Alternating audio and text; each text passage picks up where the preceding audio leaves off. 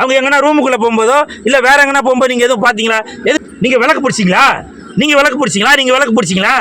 ஓம் Shakti Parashakti Vijay sir பையனுக்கு திருசா சித்தி அப்படின்னு பராசக்தி மகளிர் தினம் தூய சக்தி. ஓம் சக்தி பராசக்தி மகளிர் தினம் தூய சக்தி. அது மட்டும் இல்லை, இந்த நிகழ்ச்சி லீடர் அவர்களுடைய ஆசீர்வாதத்தில் தான் நடந்துட்டு இருக்கு. தண்ணில இருக்கும் மீன் விஜய் சாரும் இவங்க திரிஷா அவர்களும் ஏதோ கனெக்ஷன் இருக்கு. இன்று லெஜண்ட் அவர்கள் பார்த்தீங்கன்னாக்க மக்கள் எப்படி எதிர்பார்த்தாங்களோ, ஏன்னா அவரோட ஃபர்ஸ்ட் படம் லெஜண்ட், அந்த படம் பார்த்தவே பாதி பேர் லெஜண்டோட ரசிகர்களாக மாறிட்டாங்க. இப்போ இந்த லீடர் அந்த படத்தோட டீசர் பார்த்தவொன்னா எல்லாரும் இன்னைக்கு விஜய் ரசிகர்களாக இருந்தாலும் சரி, அஜித் சார் ரசிகர்களாக இருந்தாலும் சரி, கமல் சார் ரசிகர்களாக இருந்தாலும் சரி, ரஜினி சார் ரசிகர்கள், இப்படி எல்லாருமே இன்னைக்கு லெஜண்ட் அவர்களுடைய ரசிகர்களாக மாறிட்டாங்க. பாருங்க, நானே பாருங்க, லீடர்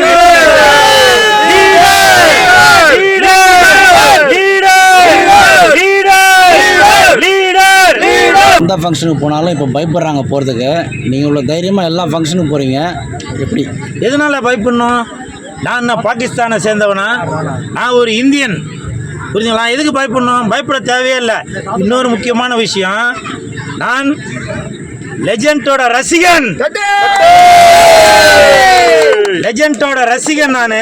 அதனால மடியில் கனம் இருந்தால் தானே வழியில் பயப்படுறதுக்கு. எந்த நிகழ்ச்சியாக இருந்தாலும் சரி, நான் மட்டும் இல்லை, லெஜண்டோட ரசிகர்கள் எல்லாருமே மக்களால் தேர்ந்தெடுக்கப்பட்டவர் தான் இந்த லெஜண்ட் அவர்களே.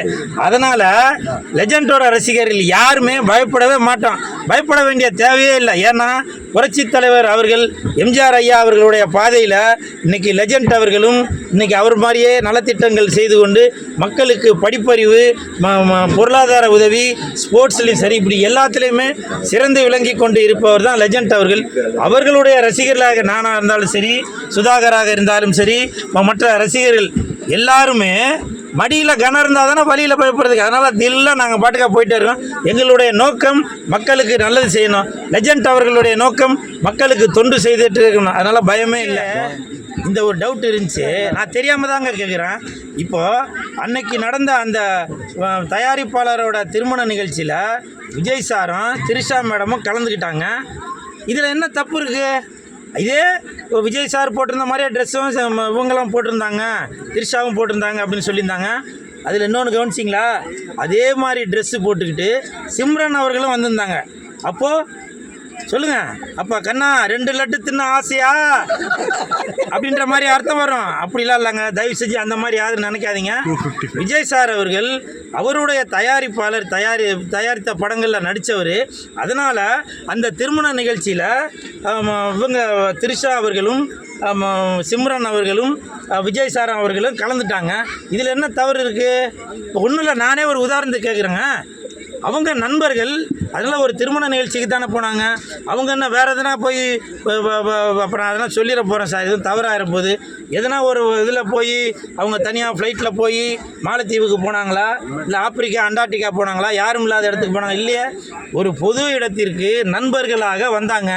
சில பேர் கூட சொன்னாங்க, திரிஷா மேடமுக்கு வந்து பெட்ரோல் செலவு மிச்சப்படுத்துறதுக்காக விஜய் சாரோட காரில் வந்திருப்பாங்க அப்படின்னு. அது கூட ஒரு வேளை உண்மையாக இருக்கலாம். பெட்ரோல் செலவு மிச்சப்படுத்துறதுக்காக அப்படி கூட வரலாம்ல. எதை வைத்து நீங்கள் வந்து விஜய் சாரும் இவங்க திரிஷா அவர்களும் ஏதோ கனெக்ஷன் இருக்குது அப்படின்னு எதுக்கு ஒரு தவறான பொருளையை கிளப்பி விடுறீங்க? அதெல்லாம் அப்படிலாம் எதுவுமே இல்லை. அவர்கள் எப்பொழுதுமே நண்பர்கள் தான், சரிங்களா? அதனால் தயவு செஞ்சு அந்த மாதிரி ஒரு பொருளை எதுவும் கிளப்பாதீங்க. நிறையா பேர் ஒரு இதாக சொல்கிறீங்க. இப்போ என்னது ஓம் சக்தி பராசக்தி விஜய் சார் பையனுக்கு திருசா சித்தி அப்படின்னு, அதெல்லாம் ரொம்ப தவறுங்க. அது புரியுது. இன்னொரு முக்கியமான விஷயம், இப்போ நான் சொல்கிறது எல்லாமே என்னுடைய சொந்த கருத்து தான். இது வந்து லெஜண்ட் அவர்களுடைய கருத்து இல்லை. நான் லெஜண்டோட ரசிகன், அவ்வளோதான். மற்றபடி நான் பேசுவது எல்லாமே என்னுடைய ஒரு சொந்த கருத்து. ஏன்னா இன்றைக்கி இந்திய நாட்டில் நம்மளுடைய கருத்து சுதந்திரம்னு ஒன்று உண்டு. அதனால் நான் வந்து சொல்கிறேனே தவிர என்னுடைய தலைவன் லெஜண்ட் அவர்களுக்கும் இதுக்கு எந்த சம்மந்தம் இல்லை. ஏன்னா நிறையா பேர் அவங்க மனசில் கூட கமெண்ட்லலாம் கூட பார்த்தேன், நீ வந்து லெஜண்டோட டிஷர்ட் போட்டிருக்கீங்க அப்படின்னு. நான் லெஜண்ட் அவர்களுடைய ரசிகன் இருந்தாலும் நீங்கள் விஜய் சாரையும் திரிஷா அவர்களையும் இணைத்து பேசுவது நான் வந்து வன்மையாக கண்டிக்கிறேங்க. நீங்கள் பார்த்தீங்களா? அவங்க எங்கன்னா ரூமுக்குள்ளே போகும்போதோ இல்லை வேற எங்கன்னா போகும்போது நீங்கள் எதுவும் பார்த்தீங்களா? எதுக்கு ஒரு அபாண்டமாக ஒரு பொய்யை வந்து பொருளையை கிளப்பி விட்டுட்டு இருக்கீங்க? எனக்கு தெரியும் இது யார் பண்ணுற வேலைன்றது எனக்கு தெரியும். விரைவில் நான் அதற்கான அறிவிப்பு கொடுக்குறேன். யார் பண்ணுற வேலை அப்படின்றது எனக்கு தெரியும். இப்போவும் சொல்கிறேன், எப்பவும் சொல்கிறேன், தயவு செய்து நீங்கள் பொருளையை கிளப்பாதீங்க. விஜய் சார் ஜெயிக்கிறாரு ஜெயிக்கலை அது ரெண்டாவது பட்சம். ஆனால் தயவு செய்து பொருளையை கிளப்பாதீங்க. ஏன்னா விஜய் சாருக்கு குடும்பம் இருக்குது, அவங்க தங்கச்சி இவங்க சங்கீதா மேடம் இருக்காங்க, அவரோட மகன் டைரக்டர் ஆகிருக்காரு. அப்படி இருக்கும்போது நீங்களும் ஒரு பெண்ணை பெற்றவங்களாக இருப்பீங்க, அம்மா இருப்பாங்க, அக்கா தங்கச்சிங்க இருப்பாங்க. தயவு செஞ்சு திரிஷா மேடமையும் விஜய் சாரையும் இணைத்து பேசாதீங்க. அது மிகப்பெரிய தவறு. ஆனால் அது ஒரு பக்கம் இருந்தாலும் இப்போது விஜயோட மனைவி சங்கீதா அவர்கள் வந்து கோர்ட்டில் வந்து கேஸ் போட்டிருக்காங்க விவாகரத்து கேட்டு. ஆனால் அவங்க வீட்டுக்குள்ளே கூட அனுமதிக்க மாட்டேன்ற மாதிரி சொல்கிறாங்க. ஆனால் விஜய் வந்து நேற்று ஒரு மாநாட்டில் சொல்லியிருக்காரு அந்த அளவுக்கு அது ஒர்த்து இல்லை, அந்த மேட்டரை தூக்கி போடுங்கன்னு இருக்காரு. அதுக்கு நிறைய பேர் அவர் கண்டனம் தெரிவிச்சிருக்காங்க, பெரிய ஆளுங்க. இதை பற்றி நீங்கள் என்ன நினைக்கிறீங்க? இல்லை, அதாவது ஒருத்தங்களுக்கு ஒரு கருத்து இருக்குங்க. ஏன்னா நான் இப்பவும் சொல்கிறேன்னே, யாருக்குமே கருத்து சொல்கிறதுக்கு விஜய் சார் திரிஷா மேடமை பற்றி கருத்து சொல்கிறதுக்கு யாருக்குமே தகுதி இல்லை. ஏன்னா ஒருத்தரோட வண்டவாளமும் அவங்க பேசுனாக்க தண்டவாளத்தில் ஏறிடும். அதனால் தயவு செய்து இவங்களுடைய குடும்ப விஷயம் அது ஒரு சென்சிட்டிவான விஷயங்க. நாளைக்கு இந்த ரெண்டு குடும்பமும் விஜய் சாரும் விஜய் சாரும் சங்கீதாவும் பிரிஞ்சுட்டாங்கன்னா நீங்கள் போய் சேர்த்து வைப்பீங்களா? நீங்கள் ஏதோ இன்னைக்கு ஒரு செல்ஃபோன் இருக்குன்றதுனால நீங்கள் பாட்டுக்க வாய்க்கு வந்ததெல்லாம் பேசிட்டு போகிறீங்களா? ஒருவேளை பிரிஞ்சுட்டாங்கன்னே வச்சுக்கோங்க, திரிஷாவையும் விஜய் சாரையும் நீங்கள் வந்து கல்யாணம் பண்ணி வைக்க போகிறீங்களா? நீ உன் காசு போட்டு கல்யாணம் பண்ணி வைப்பியா? நீ மாலை போட்டு மலர் தூவ போறியா? இப்படி அபாண்டமாக பெண்கள் மீது ஒரு அவதூறு பரப்பாதீங்க தயவு செஞ்சு. இன்னைக்கு விஜய் சாருக்கும் சங்கீதா மேடம் அவர்களுக்கும் கோர்ட்டில் அந்த விஷயம் போயிருக்குது. அதனால கோர்ட்டு தீர்ப்பு சொல்லுவோம், நீதிபதி அவர்கள் தீர்ப்பு சொல்லுவாங்க. தீர்ப்பு சொல்றதுக்கு நீ யாருங்க? மாமனா, மச்சானா, நாத்து நட்டாயா, கலைபறித்தாயா, இல்ல திரிஷா மேடமுக்கு மஞ்சள் அரைத்து குடித்தாயா?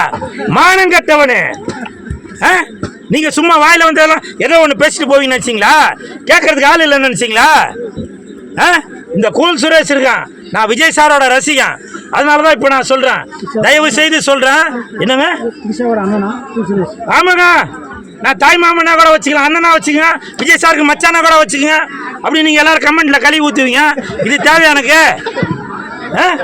அதனால தயவு செஞ்சு சொல்றேன், விஜய் சாருக்கும் சங்கீதா மேடம் அவர்களுக்கும் கோர்ட்டில் இந்த பிரச்சனை இருக்கு. அதனால அடுத்தவர்கள் கருத்து சொல்வதற்கு யாருக்குமே தகுதி இல்லைங்க. சரிங்களா? தயவு செஞ்சு அவங்கள வாழ விடுங்கன்னா உடனே விஜய் சாரையும் திரிஷா மேடம் சேர்த்து அதை வாழ விடுங்கன்னு சொல்லிடாதீங்கப்பா. நான் சொன்னது சங்கீதா மேடமும் இவங்களையும் தான் சொன்னது. புரியுதுங்களா? தயவு செஞ்சு அதை புரிஞ்சுக்குங்க.